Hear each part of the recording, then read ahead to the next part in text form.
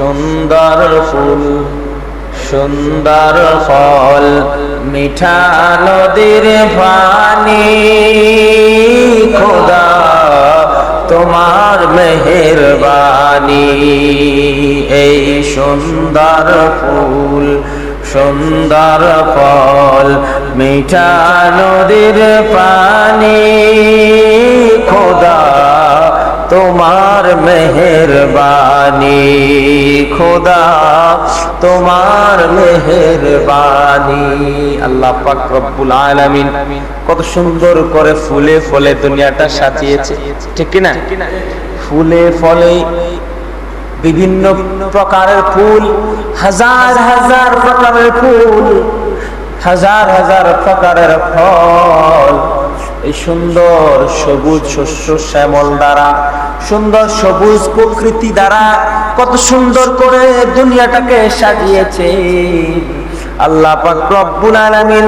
এত সুন্দর ভাবে ফুলে ফলে সাজিয়েছে গোটা পৃথিবীটাকে মানবতার মুক্তির জন্য, মানবতার কল্যাণের জন্য। মানুষ যাতে এগুলো ভাবে, এগুলো চিন্তা করে এত সুন্দর রং বেরঙের ফল কিভাবে আসলো, এত সুন্দর ফুল কিভাবে ফুটলো, এত সুন্দর কালার, এত সুন্দর ঘ্রাণ, এক এক ফুলের এক এক ঘ্রাণ, এক এক ফলের এক এক স্বাদ, হাজার হাজার স্বাদ আমরা জিহ্বার মধ্যে স্বাদ আস্বাদন গ্রহণ করি। অবশ্যই এগুলো আল্লাহ পাক রব্বুল আলামিনের নিয়ামত। আল্লাহ পাক রব্বুল আলামিন কত মায়া করে আমাদেরকে আদর করে সৃষ্টি করেছেন, সৃজন করেছেন, আর কত নাজ নিয়ামত দ্বারা দুনিয়াটাকে ভরপুর করে রেখেছেন। আমরা যাতে সমস্ত নাজ নিয়ামতগুলো থেকে যা কিছু উপভোগ করি একমাত্র আল্লাহ তাআলার দরবারে সুজুদ পেশ করি, শুকরিয়া আদায় করি, আল্লাহ পাক রব্বুল আলামিনের যাতে গুণগান গাই, আল্লাহ তাআলার দরবারে যাতে লুটে পড়ি, যাতে আমরা সিজদা করি, যাতে সিজদার মাধ্যমে মালিকের কদমে আমরা লুটে পড়ে আমরা জীবনের গুনাহগুলোর কথা স্মরণ করি, আল্লাহ পাক রব্বুল আলামিনের দরবারে যাতে আমরা ক্ষমা চাই। আল্লাহ পাক রব্বুল আলামিন বলেন, হে আমার গোলামেরা, দুনিয়ার জমিনের সকল মানুষেরা তোমরা শুনো, তোমাদেরকে আমি আল্লাহ অনর্থক সৃষ্টি করি নাই, তোমাদেরকে সৃষ্টির পিছনে একটা উদ্দেশ্য রয়েছে, আর উদ্দেশ্য আর কিছুই নয়, উদ্দেশ্য হলো একটাই, এটা হলো ইল্লা লিয়াবুদুন। আল্লাহু আকবার। উদ্দেশ্য মাত্র একটাই, ইল্লা লিয়াবুদুন, আমার ইবাদত করবা, তোমরা আমার গোলামি করবা, আমার ইত্তেবা করবা, আমার ইবাদত করবা। আল্লাহ পাক রব্বুল আলামিন বলেন, আমার ইত্তেবা করার জন্য, আমার গোলামি করার জন্য তোমাদেরকে সৃষ্টি করা হয়েছে, তোমরা শুধুমাত্র আমার ইত্তেবা, আমার গোলামি করবা, আমার দরবারে সিজদা দিবা। আল্লাহ পাক রব্বুল আলামিন বলেন, ফালাউলা ফাদলুল্লাহি আলাইকুম ওয়া রাহমাতুহু লাকুনতুম মিনাল খাসিরিন। আল্লাহ পাক রব্বুল আলামিন বলেন, কাজেই আমি আল্লাহর অনুগ্রহ ও মেহেরবানি যদি তোমাদের উপর না থাকতো, আমার দয়া মায়া মেহেরবানি অনুগ্রহ, এই আমার অনুগ্রহ দয়া মায়া মেহেরবানি যদি তোমাদের উপর না থাকতো, তাহলে অবশ্যই তোমরা ধ্বংস হয়ে যাইতা, ক্ষতিগ্রস্ত হয়ে যাইতা। সর্বদা সর্ব অবস্থায় আমি আল্লাহর অনুগ্রহ মেহেরবানি তোমাদের উপর রয়েছে, যার জন্য তোমরা ধ্বংস হও না, যার জন্য তোমরা এখনো সঠিকভাবে রয়েছে। জোরে পড়েন সুবহানাল্লাহ। তাহলে বোঝা গেল আল্লাহ পাক রব্বুল আলামিন আমাদের উপরে অবশ্যই মেহেরবানি করেছেন, অনুগ্রহ করেছেন। আল্লাহ পাক রব্বুল আলামিন সূরা বাকারার 105 নং আয়াতে আল্লাহ পাক রব্বুল আলামিন বলেন, ওয়াল্লাহু ইয়াখতাসসু বিরাহমাতিহি মান ইয়াশাআল্লাহ মান ইয়াশাউ ওয়াল্লাহু যুল ফাদলিল আযীম। আল্লাহ পাক রব্বুল আলামিন বলেন, আল্লাহ যাকে ইচ্ছা বিশেষভাবে স্বীয় অনুগ্রহ দান করেন। আল্লাহ পাক রব্বুল আলামিন মহান মহা অনুগ্রহদাতা। আল্লাহ পাক রব্বুল আলামিনের যাকে খুশি যাকে ইচ্ছা তাকে স্বীয় অনুগ্রহ দান করেন। আল্লাহ পাক রব্বুল আলামিন বলেন, ওয়াকালাল্লাযীনা লা ইয়া'লামুনা লাউলা ইউকাল্লিমুনাল্লাহু আও তা'তিনা আয়াতুন কাযালিকা কালাল্লাযীনা মিন ক্বাবলিহিম মিসলা কাওলিহিম তাশাবাহাত কুলুবুহুম قد بينا الآيات لقوم يوقنون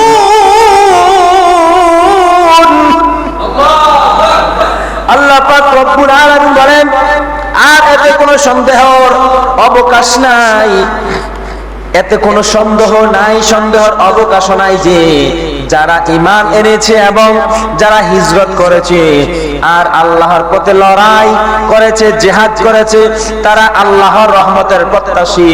তারা অবশ্যই আল্লাহর রহমতের প্রত্যাশী। আর আল্লাহ হচ্ছেন ক্ষমাকারী, করুণাময়।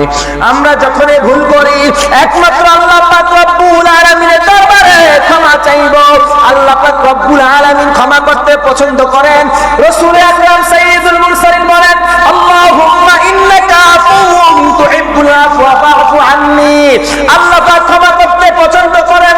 তোমরা যখন ভুল করবা, অন্যায় করবা, অপরাধ করবা, অবশ্যই আল্লাহ পাক রব্বুল আলামিনের দরবারে ক্ষমা চাইবা। কারণ ক্ষমা করা মাওলার দায়িত্ব, মাওলার কর্তব্য। ক্ষমা করতে আল্লাহ পাক রব্বুল আলামিন ভালোবাসেন, ক্ষমা করতে পছন্দ করেন। বান্দা যখন দুই ফোঁটা চোখের পানি ছেড়ে দেয়, আল্লাহ পাক রব্বুল আলামিন বলেন, দুনিয়ার কোনো কিছু আমাকে নরম করতে পারে না। আমি আল্লাহ হলাম কহার, আমি আল্লাহ হলাম সত্য, আমি আল্লাহ এমন কহার, আমাকে দুনিয়ার কোনো কিছু নরম করতে পারে না। একমাত্র কেবলমাত্র আমার গুনাহগার গোলাম গুনাহ করার পর, ভুল করার পর, অন্যায় করার পর আমার গুনাহগার বান্দারা যখন চোখের পানি ছেড়ে দেয়, আমার গুনাহগার বান্দা যখন চোখের পানি ছেড়ে দেয়, চোখের পানি ছেড়ে যখন আমার কাছে ক্ষমা চায়, এই গুনাহগার বান্দার দুই ফোঁটা চোখের পানি আমার কাছে এত দাম, এত দাম, এত মায়া। এই মায়ার কারণে আমি আল্লাহ পাক রব্বুল আলামিন তার জীবনের গুনাহগুলো মাফ করে দেই। জোরে বলেন সুবহানাল্লাহ। আমি আল্লাহ সাথে সাথে কহার থেকে রহমান হয়ে যাই, আমি আল্লাহ রহিম হয়ে যাই, আমি আল্লাহ গফফার হয়ে যাই, আমি আল্লাহ তার জীবনের গুনাহগুলো মাফ করে দেই মাত্র চোখের দুই ফোঁটা চোখের পানির বিনিময়ে। আল্লাহু আকবার। সালাতুন ইয়া রাসূলুল্লাহ আলাইকুম, সালামুন ইয়া হাবিবাল্লাহ আলাইকুম, সালাতুন ইয়া সালামুন ইয়া হাবিবাল্লাহ আলাইকুম। এই নবমণ্ডল ভূমণ্ডলে যা কিছু রয়েছে, যা কিছু সাজানো হয়েছে ফুলে ফলে, পৃথিবীটাকে সবুজ শস্য দিয়ে, সবুজ প্রকৃতি দিয়ে এত সুন্দরভাবে গোটা দুনিয়াটাকে আল্লাহ পাক রব্বুল আলামিন সাজিয়েছেন। শুধু দুনিয়া সাজাই নাই, আল্লাহ পাক রব্বুল আলামিন সমস্ত আসমানটাকেও সাজিয়েছে তারকারাজি দিয়ে। শুধু তারকা দিয়ে সাজাই নাই, হাজার হাজার কোটি কোটি মিলিয়ন মিলিয়ন তারকার মাঝে একটা চাঁদের আলো দিয়েছে। এই চাঁদটা পৃথিবীতে আলো দেয়। এত সুন্দর সূচনা, এত সুন্দর তারকার মিটি মিটি আলো, এত সুন্দর ভাবে নিখুঁত নিপুণ ভাবে আসমানটাকে যিনি সাজিয়েছেন, তিনি আপনার আমার রব আল্লাহ। বলেন সুবহানাল্লাহ। যখন বান্দার মন খারাপ হয়, আসমানের দিকে যখন তাকায়, মনটা শীতল হয়ে যায়, ঠান্ডা হয়ে যায়। মিটি মিটি চাঁদের আলো, এত সুন্দর সুন্দর, এত সুন্দর সুন্দর তারকা, এত সুন্দর সুন্দর তারকা, এত সুন্দর চাঁদের আলো, এত সুন্দর জোছনা, এত সুন্দর স্নিগ্ধতা, এত সুন্দর বাতাস, এত সুন্দর ফুল ফলের গ্রাম, এত সুন্দর ভাবে মনোরম ভাবে আল্লাহ পাক রব্বুল আলামিন যদি দুনিয়াটাকে সাজায়, তাহলে আমরা যদি জান্নাতি হই, আমরা আমরা যদি আমল করি, আমরা যদি মালিককে সিজদা করি, আমরা যদি তাওবা করি, আমরা যদি তাওবাতুন নাসুহের মাধ্যমে মাওলা পাকের দরবারে নিজের জীবনের গুনাহগুলো maaf করাইয়া আমরা যদি জাহান্নামী দল থেকে জান্নাতি দল হয়ে যাইতে পারি, তাহলে আমার আপনার জন্য জান্নাতে কত প্রকার হাজার হাজার কোটি কোটি প্রকার কেমন ভাবে জান্নাতটা প্রস্তুত করে রেখেছেন, কত নাজ নিয়ামতে ভরপুর, কত সুন্দর। আল্লাহ পাক রব্বুল আলামিন বলেছেন এই দুনিয়া থেকে 10 গুণ বড় জান্নাতটা দেওয়া হবে সর্বশেষ জান্নাতে প্রবেশকারী গুনাহগারের জন্য। জোরে বলি আল্লাহু আকবার, আল্লাহু আকবার। আল্লাহ পাক রব্বুল আলামিন বান্দার মনের দিকে তাকায়, তার মনে কি চলে, তার মনে কতটুকু মাওলার ভয় আছে, অন্তরে কতটুকু রাসূল সাল্লাল্লাহু আলাইহি সাল্লামের মহব্বত আছে। হযরত ইব্রাহিম আলাইহিস সালাম সব সময় মেহমান নিয়ে খাবার খাইতেন। একদা ইব্রাহিম আলাইহিস সালাম বললেন, আজকে তো বাড়ির সামনে কোনো মেহমান দেখা যায় না, মেহমান ছাড়া খাবারে তৃপ্তি আসে না, মেহমান ছাড়া খাবার খাইতে ভালো লাগে না, আজকে মেহমান দরকার। তিনার বিবি বললেন, ও ইব্রাহিম আলাইহিস সালাম, আপনি যদি মেহমান প্রয়োজন হয় বাজারে যান, বাজারে গেলে দেখবেন কত মানুষ আল্লাহর দোয়াই দিয়ে, কত মানুষ সাহায্য সহযোগিতা করে, কত মানুষ ভিক্ষা করে, কত মানুষ রাস্তার আশেপাশে বসে আছে গরিব দুঃখী অসহায়। একজন মেহমান এনে আপনি খাবার প্রদান করেন আর মেহমান বানাইয়া আল্লাহর এই নাজ নিয়ামত ভক্ষণ করেন। ইব্রাহিম আলাইহিস সালাম বাজারে চলে গেলেন, যাওয়ার পর একটি লোক দেখলেন অসহায়, সে ভিক্ষা করতেছে। তাকে যখন দাওয়াত দিলেন, আপনি আমার মেহমান হয়ে আমার বাড়িতে আসেন, ওই লোকটি দাওয়াতটা গ্রহণ করলেন। দাওয়াত গ্রহণ করে ইব্রাহিম আলাইহিস সালামের সঙ্গে বাসায় চলে আসলেন। ইব্রাহিম আলাইহিস সালাম খাবার প্রস্তুত করলেন, খাবার প্রস্তুত করে বললেন, তুমি খাবার গ্রহণ করো। ওই ব্যক্তি যখন খাবার শুরু করলেন কিন্তু বিসমিল্লাহ বলে না। ইব্রাহিম আলাইহিস সালাম বললেন, পড়ো বিসমিল্লাহির রহমানির রহিম, পরম করুণাময় আল্লাহর নামে আরম্ভ করেছি, তুমি বলো আমি আল্লাহর নামে শুরু করতেছি। ওই লোকটা বলতেছে, আমি বিসমিল্লাহ বলবো না, বিসমিল্লাহ ছাড়াই আমি খাবার গ্রহণ করব। ইব্রাহিম আলাইহিস সালাম বললেন, বিসমিল্লাহ ছাড়া খাবার গ্রহণ করতে তুমি পারো না কেন? বিসমিল্লাহ ছাড়া তুমি খাদ্য গ্রহণ করবা? ওই লোক বলতেছে, আমি বিসমিল্লাহ পড়বো না। ইব্রাহিম আলাইহিস সালামের মেজাজ গরম হয়ে গেল। তিনি বললেন, বিসমিল্লাহ বলে যদি না খাও তাহলে খাবার ছেড়ে চলে যাও, বিসমিল্লাহ ছাড়া এই খাবার খাওয়া যাবে না, বিসমিল্লাহ না পড়লে এখান থেকে চলে যাও। এই কথা বলে বাসা থেকে বের করে দিলেন। আল্লাহ পাক রব্বুল আলামিন তাকায় আছে, আর ইব্রাহিম আলাইহিস সালাম তাকে বাসা থেকে বের করে দিলেন। এই লোকটা রাস্তা দিয়ে যাচ্ছে আর উপরের দিকে তাকাইয়া বিড়বিড় করে চোখের পানি ছেড়ে ছেড়ে কাঁদে, ও মাওলা, আমাকে কেনই তুমি খাবারের সামনে বসাইলা, কেন এই প্লেটে করে খাবার বিভিন্ন নাজ নেয়ামত খাদ্য আমার সামনে আনলা? ও উপরওয়ালার উপরে একজন তো আছে সঠিক, আমি সনাতন ধর্মী, আমি বিধর্মী হইতে পারি, আমি হিন্দু হইতে পারি, ও আল্লাহ তুমি কেন আমার সামনে থেকে খাবারটা কেড়ে নিলা? কেন বাজার থেকে আমাকে ঘরে মেহমান বানাইয়া আনলা? আবার কেন আমার সামনে থেকে খাবারটা কেড়ে নিলা? আমাকে অপমান করে বাহির করে দিলা? এমন তো আর কখনো হয় নাই। আল্লাহ তুমি কিভাবে পারলা? তুমি না রিজিক দাও, কিভাবে তুমি আমার সামনে থেকে খাবারটা কেড়ে নিলা? তুমি তো আমার স্রষ্টা, সৃষ্টি করেছো। এই বলে আল্লাহর কাছে অভিযোগ দিতে দিতে ফুফায়া ফুফায়া কাঁদতে কাঁদতে আবার বাজারের দিকে চলে যায়। ইব্রাহিম আলাইহিস সালামের কাছে জিবরাইল আলাইহিস সালাম ওহী নিয়ে আসছে। জিবরাইল আলাইহিস সালাম এসে বলতেছে, ও ইব্রাহিম নবী, আপনি তাড়াতাড়ি যান, ওই ভিক্ষুকটাকে আবার নিয়ে আসেন। আল্লাহ পাক রব্বুল আলামিন অসন্তুষ্ট হয়ে গেছে। জোরে কোন সুবহানাল্লাহ। ইব্রাহিম আলাইহিস সালাম আবার চলে গেলেন, খুঁজে খুঁজে ওই লোকটাকে নিয়ে আসলেন। ওই লোকটাকে নিয়ে এসে আবার খাবার সামনে দিলেন, বললেন বিসমিল্লাহ বলতে হবে না, তুমি খাদ্য গ্রহণ করো। ওই লোক বলতেছে, যতক্ষণ এর হাকিকত না বলবেন, এর রহস্য না বলবেন, ততক্ষণ পর্যন্ত এই খাবার আমি গ্রহণ করব না। সুবহানাল্লাহ। কেন আমাকে খাদ্য থেকে বঞ্চিত করে বের করে দিলেন? কেন বাজার থেকে আনলেন? আবার কেন খাদ্য না খাওয়াইয়া বের করে দিলেন? আবার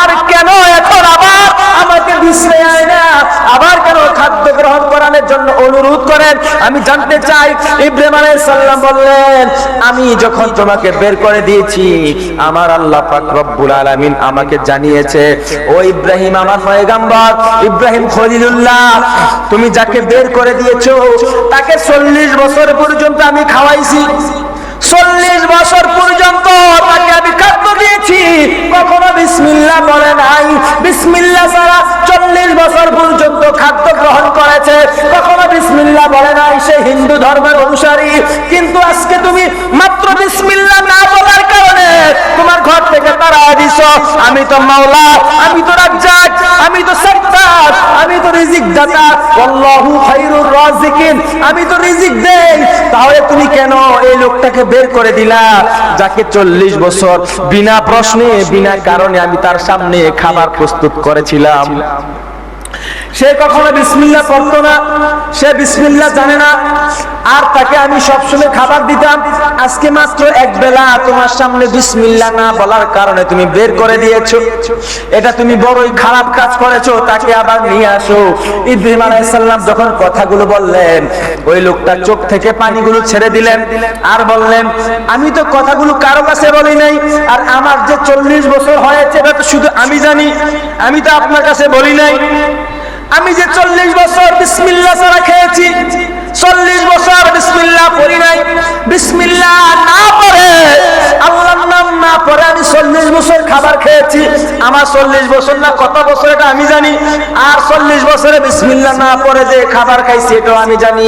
আপনি তো জানার কথা না, আপনাকে কে বলেছে? ইব্রাহিম আলাইহিস সালাম বললেন, আমাকে স্রষ্টা বলেছে, আমার মালিক বলেছে, আল্লাহ বলেছে তোমার 40 বছর। আল্লাহ বলেছে এই 40 বছরে একবারও বিসমিল্লাহ পড়ো নাই, কিন্তু তোমার জন্য দুনিয়ার সকল নাজ নিয়ামত উন্মুক্ত ছিল, সকল নাজ নিয়ামত তুমি গ্রহণ করেছো। এই লোকটা চোখের পানি ছেড়ে দিয়েছে, যেই মাওলার দরবারে আমি আরজ করেছিলাম আমাকে বেজ্জতি করে খাবার থেকে বঞ্চিত করে বের করে দিয়েছে বিসমিল্লাহ না পড়ার কারণে। ওই আল্লাহ আবার আপনাকে যেহেতু কথাগুলো জানায় দিয়েছে, তাহলে আল্লাহ যে একজন আছে কথাটা সঠিক, সঠিক কিনা? কারণ আমি আমার মালিকের সাথে কথোপকথন করেছি, কথা বলেছি, আমি আমার মালিককে যা যা জানাইছি সব কথাগুলো আবার মালিক আপনাকে জানাইছে, তাহলে কথাগুলো সঠিক। আল্লাহ একজন আছে, মালিক একজন আছে। আমার বয়স 40, এটা আমি জানি, আপনি জানার কথা না। আল্লাহ আপনাকে জানাইছে যে আল্লাহ পাক রব্বুল আলামিন বিসমিল্লাহ ছাড়া 40 বছর আমাকে খাওয়াইছে। আমি কথা দিলাম আজ থেকে আমি আর কখনো বিসমিল্লাহ ছাড়া খাবো না। আমাকে কালিমা পড়াইয়া মুসলমান বানায় দেন। ইব্রাহিম আলাইহিস সালাম পড়াইয়া দিলেন, আশহাদু আল্লা ইলাহা ইল্লাল্লাহু ওয়াহদাহু লা শারীকা লাহু ওয়া আশহাদু আন্না মুহাম্মাদান আবদুহু ওয়া রাসূলুহু। একবার বলা যাবে কি সুবহানাল্লাহ? আল্লাহু আকবার। এই ভিক্ষুক বললেন, আমি তো জানি না, বিসমিল্লাহ পড়তে পারি না, আমি এই জন্য পড়ি নাই। যে মালিক আমাকে এত বছর অনুগ্রহ করেছে, এত বছর দয়া করেছে, এত বছর মেহেরবানি করেছে, অনুগ্রহ দান করেছে, বিসমিল্লাহ না পড়লেও আমাকে খাওয়াইছে, এই আল্লাহর প্রতি সুজুদ পেশ করে শুকরিয়া আদায় করে আমি মুসলমান হয়ে গেলাম। আজ থেকে যতবার আমার সামনে খাদ্য আসবে আমি বিসমিল্লাহ ছাড়া, আল্লাহর নাম ছাড়া কোনো খাদ্য, কোনো নাজ নিয়ামত গ্রহণ করব না। জোরে একবার বলি আলহামদুলিল্লাহ। বাবাজিরা আমার, এই জন্য ছোট্ট একটা আমল মাত্র বিসমিল্লাহির রহমানির রহিম। আমরা অনেক সময় ঘরে প্রবেশ করি, অনেক সময় ঘর থেকে বাহির হই, অনেক সময় খাবার শুরু করি, অনেক সময় পাঞ্জাবি কাপড় চোপড় পরি, কিন্তু বিসমিল্লাহ পড়ি না। কিন্তু এই বিসমিল্লাহর মহৎ গুণ, বিসমিল্লাহর ফজিলত অনেক অনেক অনেক অপরিসীম, অনেক বেশি। বিসমিল্লাহ বলে যেই কাজ করবেন ওই কাজে, বিসমিল্লাহ বলে যেই খাবার গ্রহণ করবেন ওই খাবারে, বিসমিল্লাহ বলে যেই ঘরে প্রবেশ করবেন ওই ঘরে আপনার সারা জীবন মরণ পর্যন্ত যত কাজে বিসমিল্লাহ থাকবে অত কাজে শয়তানের কোনো অংশ থাকবে না। জোরে একবার বলেন আল্লাহু আকবার। রাসূল সাল্লাল্লাহু আলাইহি সাল্লাম বলেন, বান্দার যত কাজে বিসমিল্লাহ থাকবে, বান্দার যত কাজে শুরুতে বিসমিল্লাহির রহমানির রহিম পড়া থাকবে, ওই কাজের কোনো এক টুকরো অংশীদার শয়তান হবে না। আর যদি বান্দা বিসমিল্লাহ ভুলে যায়, যদি বিসমিল্লাহ না পড়ে কোনো কাজ আরম্ভ করে, ওই কাজের মধ্যে যেই কাজে হোক না কেন ওই কাজের মধ্যে শয়তান প্রবেশ করে, অংশ নেয়। সকলে পড়ি নাউযুবিল্লাহ। তাহলে আজ থেকে আমরা ইনশাআল্লাহ চেষ্টা করব প্রত্যেকটা কাজে আমরা নিজেরাও বিসমিল্লাহ পড়বো, আমাদের আওলাদগণ যারা রয়েছে, ছেলে মেয়ে যারা রয়েছে, নাইনাতকু যারা রয়েছে, সকলকে বিসমিল্লাহ শিক্ষা দিব। বিসমিল্লাহ ছাড়া কোনো খাদ্য গ্রহণ করা যাবে না, বিসমিল্লাহ ছাড়া কোনো কাজ গ্রহণ করা যাবে না। বিসমিল্লাহ আমাদের কাজে থাকবে ইনশাআল্লাহ। আল্লাহ কবুল করুক, জোরে বলি আমিন। আর একটু জোরে বলি আমিন। বাবাজিরা আমার, আল্লাহ পাক রব্বুল আলামিনের গুণগান সারা জীবন কিয়ামত পর্যন্ত যদি কেউ গায়, গেয়ে কোনো শেষ করতে পারবে? শেষ করতে পারবে না। আল্লাহ পাক রব্বুল আলামিন আমাদের সকলকে আল্লাহ তাআলার দরবারে বেশি বেশি সিজদা দেওয়ার মতো তৌফিক দান করুক। 5 ওয়াক্ত নামাজ যাতে আমরা যেখানে থাকি 5 ওয়াক্ত নামাজ যাতে আমরা জামাতে আদায় করতে পারি। বিভিন্ন সময় খোঁজ খবর নিলে শুনি যে ফজরের সময় মসজিদে মুসল্লি হয় না। বিভিন্ন সময় এই গ্রামে আসলে অথবা মসজিদে আসলে খোঁজ খবর নেওয়ার পর শুনি ফজরের সময় মসজিদে মুসল্লি নাই। হয়তো ইমাম সাহেব একজন, মুসল্লি একজন, অথবা ইমাম সাহেব অসুস্থ থাকলে অথবা কোনো কারণে বাড়িতে গেলে এমনও দেখা যায় জামাত হয় না। এটার জন্য দায়ী কে? এটার জন্য দায়ী কে? ইমাম সাহেব, খতিব সাহেব দায়ী? বাবাজিরা আমার, পায়ে হাত দিয়ে বলে যাই, আজকে আপনি মারা গেলে কালকে 2 দিন, কালকে কয় দিন? আপনার লাশটা দাফন করার পূর্বে আপনার জায়গা জমি ভাগ হয়ে যাবে। কথা বলেন ঠিক কিনা? আপনার লাশ দাফন করার পূর্বে আপনার জমি জামার ভাগ নেওয়ার জন্য আপনার ছেলে মেয়েরা চলে আসবে দৌড়াইয়া, যেখানে থাকুক, শহরে বন্দরে যেখানে থাকুক, চলে আসবে দৌড়াইয়া আপনার জমি ভাগ নেওয়ার জন্য। তাহলে কার জন্য এই জায়গা জমি তৈরি করেন, ঘরবাড়ি তৈরি করেন, এই সম্পত্তি, অঢাল সম্পত্তি তৈরি করতেছেন কার জন্য? এখনো সময় আছে, তাওবা করতে হবে, মসজিদ মাদ্রাসা দিতে হবে, মসজিদে দান সদকা করতে হবে। আর নিজের আখের গুছান, নিজের আখেরাত ঠিক করেন, নিজের কবরে সামান তৈরি করেন। কবরে কি নিয়ে থাকবেন? 5 ওয়াক্ত নামাজ ছাড়া কবরে কোনো গতি নাই। যদি 5 ওয়াক্ত নামাজ আমলনামা না দেখান, আর কি দেখাবেন? ইন্নাস সালাতা তানহা আনিল ফাহশাই ওয়াল মুনকার। নিশ্চয়ই একটাই কাজ, একটাই আমল, যে আমলটা সকল গুনাহ থেকে আপনাকে বাঁচায় রাখবে, ওই আমলটার নাম হলো নামাজ। জোরে বলি সুবহানাল্লাহ। ওই আমলটার নাম হলো নামাজ। এখন এত কাজ, এত 2 নাম্বার, এত সুদ, এত ঘুষ, এত অত্যাচার, এত ব্যভিচার, এত জানা, এত ধর্ষণ, এত কিছু গুনার কাজ লিপ্ত হয়ে গেছে মুসলমান। কারণ একটাই, মুসলমান এখন নামাজ ছেড়ে দিচ্ছে, মুসলমান এখন ফজর কাজা করে, মুসলমান এখন ফজরে আসে না। কথা বলেন ঠিক কিনা? যার জন্য এত গুনাহের কাজে যদি 5 ওয়াক্ত নামাজ পড়ে দেখতেন, সংসারে অশান্তি হইতো না। 5 ওয়াক্ত নামাজ পড়ে দেখতেন, স্বামী স্ত্রী বিচ্ছেদ ঘটতো না। 5 ওয়াক্ত নামাজ পড়ে দেখতেন, ব্যবসা লস আসতো না। 5 ওয়াক্ত নামাজ পড়ে দেখতেন, আপনার চেহারায় নূর আসতো। 5 ওয়াক্ত নামাজ পড়ে দেখতেন, আপনি অবশ্যই জান্নাতের সুঘ্রাণ পাইতেন ঘুমাইলে। কথা বলেন ঠিক কিনা? এখন অশান্তি আর অশান্তি, ঘুমাইলে দেখি হামলা মামলা, ঘুমাইলে দেখি পুলিশে দৌড়ায়, ঘুমাইলে দেখি মানুষ মরে যায়, ঘুমাইলে দেখি আযাব আমার আরজু করতে আছে। কথা কোন ঠিক কিনা?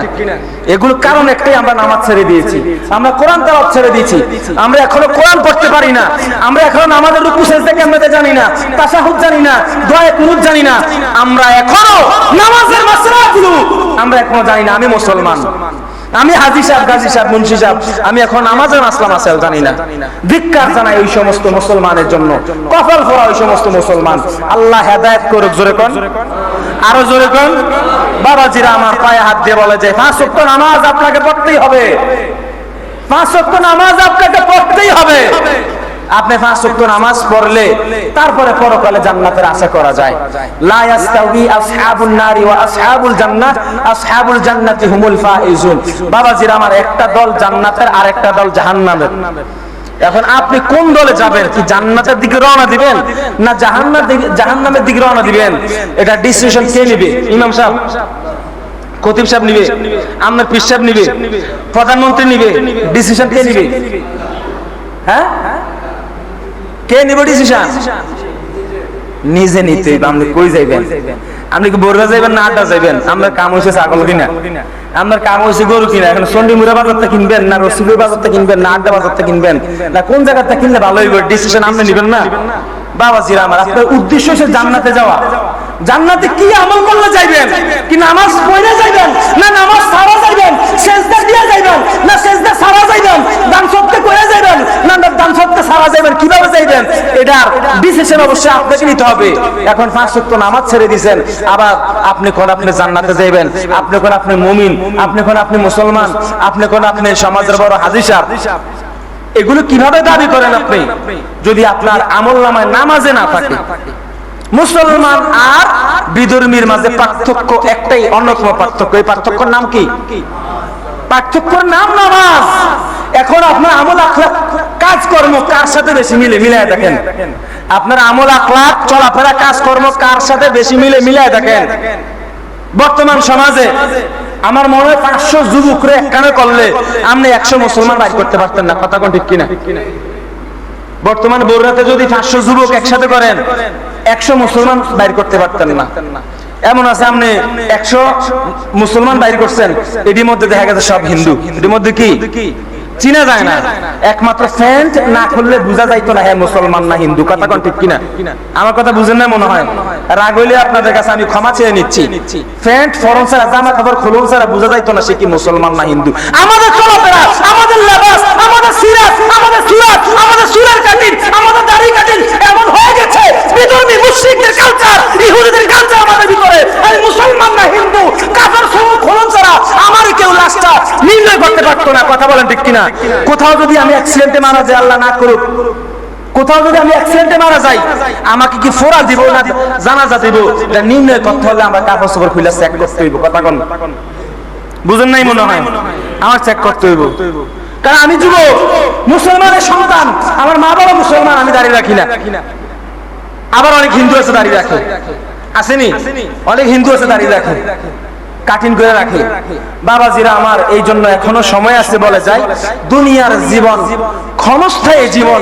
কত ক্ষণস্থায়ী তার কোনো গ্যারান্টি নাই। একদিন চলে গেছে, আরেকদিন চলতে গেছে, আরেকদিন যে আপনি হায়াতে পাবেন তার কোনো গ্যারান্টি আসেনি? গ্যারান্টি নাই যেহেতু, তাহলে আপনি নামাজ ছাড়া কিভাবে ঘুমান? সারা রাত্র মোবাইল, সারা রাত্র মোবাইল, ঘুমাইতে মোবাইল, ঘুমের থেকে উঠে মোবাইল, দিনে 12টা পর্যন্ত ঘুমান মোবাইল নিয়ে। একটা মিনিট তাসবিহের সময় দেন না, একটা মিনিট কোরআন শরীফের সময় দেন না, 5টা মিনিট নামাজের সময় দেন না। আপনি মোবাইল ছাড়া আর কিছু বুঝেন না। এই মোবাইল নামক আযাবের কারণে আজকে মুসলমান সমাজ ধ্বংস হচ্ছে, যুব সমাজ ধ্বংস হচ্ছে। আজকে মুসলমানদের কালচার খুঁজে পাওয়া যায় না, মুসলমানদের সংস্কৃতি খুঁজে পাওয়া যায় না। হিন্দু, ইহুদি, বিজাতিদের কালচার গুলো আমাদের ভিতরে ঢুকে গেছে, আমরা তাদেরকে অনুসরণ করি। আল্লাহ পাক রব্বুল আলামিন আমাদের সকলকে হেফাজত করুক, হেদায়েত দান করুক। জোরে বলি আমিন। আমরা যদি রসুলকে ভালোবাসি, আমরা যদি সাহাবী কেরামকে ভালোবাসি, আমরা যদি কারবালার ঐতিহাসিক ময়দানকে ভালোবাসি, শুহাদায়ে কারবালাকে ভালোবাসি, ফাক পাঞ্জাতনকে ভালোবাসি, ইমাম হাসান হোসেনকে ভালোবাসি, তারা কি কারবালার প্রান্ত থেকে তারা কি নামাজের কথা বলে নাই? কারবালার ময়দানে কি নামাজের ঘটনা ছিল না? কারবালার ময়দানে ইমাম হুসাইন রাদিয়াল্লাহু তাআলা সর্বশেষ বলেছে, আমাকে 2 রাকাত নামাজের সুযোগ দাও। সেখানে নামাজের ঘটনা আছে। রাসূল সাল্লাল্লাহু আলাইহি সাল্লাম যখন পৃথিবীর জমিন থেকে বিদায় নেয়, তখন রাসূল সাল্লাল্লাহু আলাইহি সাল্লাম বলেছেন, নামাজ নামাজ নামাজ, তোমরা নামাজ কায়েম করো, নামাজ প্রতিষ্ঠিত করো। নামাজের সব জায়গায় হুকুম নামাজের। আজকে আমরা নামাজ ছেড়ে দিয়েছি। আজকে আমাদের কাছে নামাজ পড়তে মজা লাগে না, আজকে দোকানে বসে থাকতে অনেক মজা লাগে। একটা দোকানে যেই পরিমাণ মানুষ হয়, একটা দোকানে যেই পরিমাণ মানুষ হয়, মনে হয় 3টা ফরজ নামাজের জামাতরে এক জায়গায় করলো একটা দোকানের মানুষ হইতো না। কথা কোন ঠিক কিনা?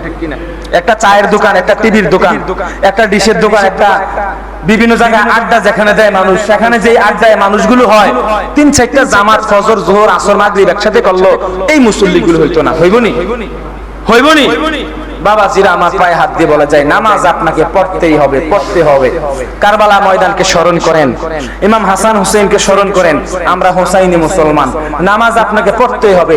আল্লাহ পাক রব্বুল আলামিন আমাদের সকলের অন্তরে, কলবে, দিলে নামাজের পূর্ণ মুহাব্বত, রাসূল সাল্লাল্লাহু আলাইহি সাল্লামের প্রত্যেকটা সুন্নতের পূর্ণ মুহাব্বত, রাসূল সাল্লাল্লাহু আলাইহি সাল্লামের সাহাবী কেরামদের মুহাব্বত আমাদের অন্তরে ধারণ করার তৌফিক দান করুন। আরো জোরে পড়ি আমিন। ওয়া মা আলাইনা ইল্লাল বালাগ। আসসালামু আলাইকুম ওয়া রাহমাতুল্লাহি ওয়া বারাকাতুহু।